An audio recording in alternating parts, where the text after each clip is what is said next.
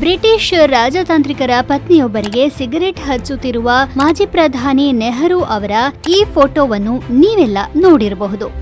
ಇದನ್ನು ಕ್ಲಿಕ್ ಮಾಡಿದವರು ಯಾರು ಗೊತ್ತಾ? ಹೊಮೈ ವ್ಯಾರವಾಲಾ, ಭಾರತದ ಮೊದಲ ಮಹಿಳಾ ಫೋಟೋ ಜರ್ನಲಿಸ್ಟ್. ಬ್ರಿಟಿಷ್ ವಸಾಹತಿನಿಂದ ಹೊಸದಾಗಿ ಸ್ವತಂತ್ರ ರಾಷ್ಟ್ರವಾಗಿ ಭಾರತ ದೇಶ ಪರಿವರ್ತನೆಗೊಂಡದ್ದನ್ನು ದಾಖಲಿಸುವಲ್ಲಿ ಅವರು ಹೆಚ್ಚು ಹೆಸರುವಾಸಿಯಾಗಿದ್ದಾರೆ. ಅವರು 1913 ಡಿಸೆಂಬರ್ 9 ಪಶ್ಚಿಮ ಭಾರತದ ಗುಜರಾತ್ ರಾಜ್ಯದಲ್ಲಿ ಜನಿಸಿದರು. ಅವರ ಕುಟುಂಬವು ಭಾರತದ ಸಣ್ಣ ಆದರೆ ಪ್ರಭಾವಶಾಲಿ ಪಾರ್ಸಿ ಸಮುದಾಯಕ್ಕೆ ಸೇರಿತ್ತು.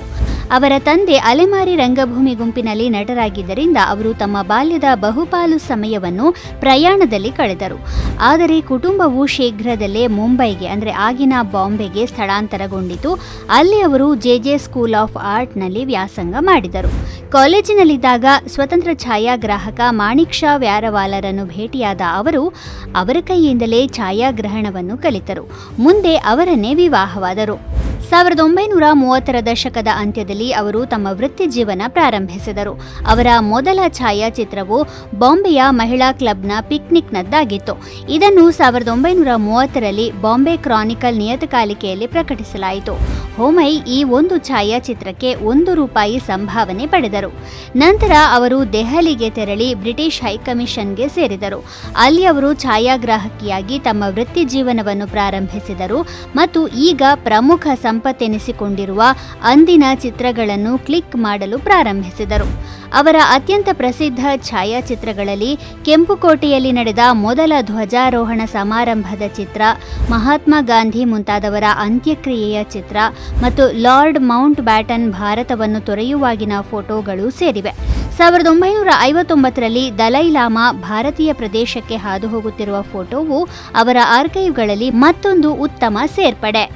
ಹೊಮೈ ವ್ಯಾರವಾಲಾ 1969ರಲ್ಲಿ ತಮ್ಮ ಪತಿಯ ಮರಣದ ನಂತರ ಛಾಯಾಗ್ರಹಣವನ್ನು ತೊರೆದರು. 2010ರಲ್ಲಿ ಜೀವಮಾನ ಸಾಧನೆಗಾಗಿ ಭಾರತದ ಮೊದಲ ರಾಷ್ಟ್ರೀಯ ಛಾಯಾಗ್ರಹಣ ಪ್ರಶಸ್ತಿ ಮತ್ತು 2011ರಲ್ಲಿ ಪದ್ಮವಿಭೂಷಣ ಪ್ರಶಸ್ತಿಯನ್ನು ಪಡೆದ ಅವರು 2012ರಲ್ಲಿ ತಮ್ಮ 98ನೇ ವಯಸ್ಸಿನಲ್ಲಿ ಕೊನೆಯುಸಿರೆಳೆದರು. ಭಾರತದ ಮೊದಲ ವೃತ್ತಿಪರ ಛಾಯಾಗ್ರಾಹಕಿಯಾಗಿ ಸ್ಮರಿಸಲ್ಪಡುವುದರ ಜೊತೆಗೆ ವ್ಯಾರವಾಲಾ ಅವರನ್ನು ದಿ ಗ್ರ್ಯಾಂಡ್ ಓಲ್ಡ್ ಲೇಡಿ ಎಂದು ಸಹ ಸ್ಮರಿಸಲಾಗುತ್ತದೆ. ಅವರು 98ನೇ ವಯಸ್ಸಿನವರೆಗೂ ತಮ್ಮ ಎಲ್ಲಾ ಕೆಲಸಗಳನ್ನು ಸ್ವತಃ ಮಾಡಿಕೊಳ್ಳುತ್ತಿದ್ದರು ಮತ್ತು ದಿನಕ್ಕೆ ಕನಿಷ್ಠ 2 ಬಾರಿ ಮಹಡಿ ಮೆಟ್ಟಿಲುಗಳನ್ನು ಹತ್ತಿ ಇಳಿಯುತ್ತಿದ್ದರು. ಹಾಗೆಯೇ ಅವರು ಸಣ್ಣ ಪುಟ್ಟ ಮರಗೆಲಸ, ಕೊಳಾಯಿ, ವಿದ್ಯುತ್ ಫಿಟ್ಟಿಂಗ್ಗಳು ಮತ್ತು ತನ್ನ ಕಾರಿಗೆ ಸಣ್ಣ ರಿಪೇರಿಗಳನ್ನು ಸಹ ಸ್ವತಃ ಮಾಡುತ್ತಿದ್ದರು. ಇಂತಹ ಚುರುಕಿನ ಚಿಲುಮೆಯಾಗಿದ್ದ ಹೊಮೈ ಅವರು ಯುವ ಪೀಳಿಗೆಗೆ ಒಂದು ಸ್ಫೂರ್ತಿ.